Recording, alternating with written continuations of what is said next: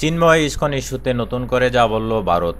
আমি এখন রয়েছি দৈনিক ইত্তেফাকের ওয়েবসাইটে। প্রকাশিত হয়েছে খবরটা 29 নভেম্বর 2024।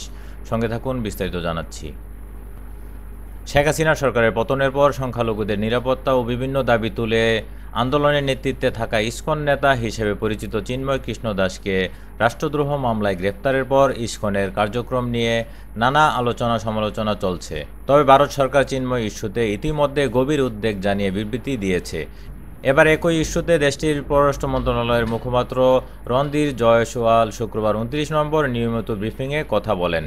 দ্য হিন্দু পত্রিকা জানিয়েছে, বাংলাদেশ পরিস্থিতি নিয়ে প্রশ্ন করা হলে জয়সওয়াল বলেন, হিন্দু ও অন্যান্য সংখ্যালঘুদের উপর হামলার হুমকি ও হামলার বিষয়টি ভারত ধারাবাহিকভাবে ও দৃঢ়ভাবে বাংলাদেশ সরকারের কাছে তুলে ধরেছে।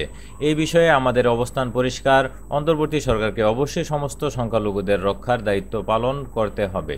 তিনি বলেন, চরমপন্থী বাগাড়ম্বর, সহিংসতা ও উস্কানির ক্রমবর্ধমান ঘটনায় আমরা উদ্বিগ্ন।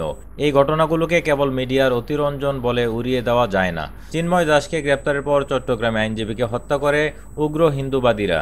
এরপর বাংলাদেশে ইসকনকে নিষিদ্ধ করার দাবি ওঠে। বিতর্কিত কর্মকাণ্ডের কারণে ইসকনকে একটি উগ্রবাদী সংগঠন হিসেবে মনে করা হয়। ভারতের পররাষ্ট্র মন্ত্রণালয়ের মুখপাত্রকে সাংবাদিক প্রশ্ন করেন, বাংলাদেশ সরকার ইসকনকে উগ্রবাদী সংগঠন আখ্যা দিয়েছে, এ ব্যাপারে আপনার মত কী? জবাবে জয়সওয়াল বলেন, ইসকন একটি বিশ্বব্যাপী সুপরিচিত সংগঠন, যার সমাজসেবার একটি শক্তিশালী রেকর্ড রয়েছে। আমরা আবারও বাংলাদেশকে সংখ্যালঘুদের সুরক্ষায় সব ধরনের পদক্ষেপ নেওয়ার আহ্বান জানাচ্ছি। চিন্ময়ের মামলা নিয়ে জয়সওয়াল বলেন, ব্যক্তির বিরুদ্ধে মামলা নিয়ে আমরা লক্ষ্য করেছি যে আইনি প্রক্রিয়া চলছে। আমরা আশা করি যে এই প্রক্রিয়াগুলো ন্যায্য এবং স্বচ্ছভাবে মামলাটি মোকাবেলা করবে এবং সংশ্লিষ্ট সকলের আইনি অধিকারের প্রতি পূর্ণ শ্রদ্ধা নিশ্চিত করবে। এদিকে ভারতের শীর্ষধনী আদানিকে নিয়ে তোলপাড় দেশটির সংসদ। রাজনৈতিক বিতর্ক থেকে শুরু করে আদানিকে গ্রেফতারের দাবিতে মাঠেও নেমেছেন বহু মানুষ। এর সংশ্লিষ্ট এক প্রশ্নের জবাবে জয়সওয়াল বলেন, অভিযোগগুলো বেসরকারি সংস্থা এবং ব্যক্তি ও মার্কিন বিচার বিভাগের সঙ্গে জড়িত একটি আইনি বিষয়। ভারত সরকারকে তদন্ত সম্পর্কে আগাম জানানো হয়নি।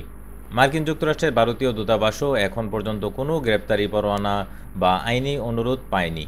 এ পর্যন্ত ছিল। পরবর্তী আপডেট পেতে চ্যানেলটি সাবস্ক্রাইব করে সঙ্গে থাকুন। বিদায় নিচ্ছে, আল্লাহ হাফেজ।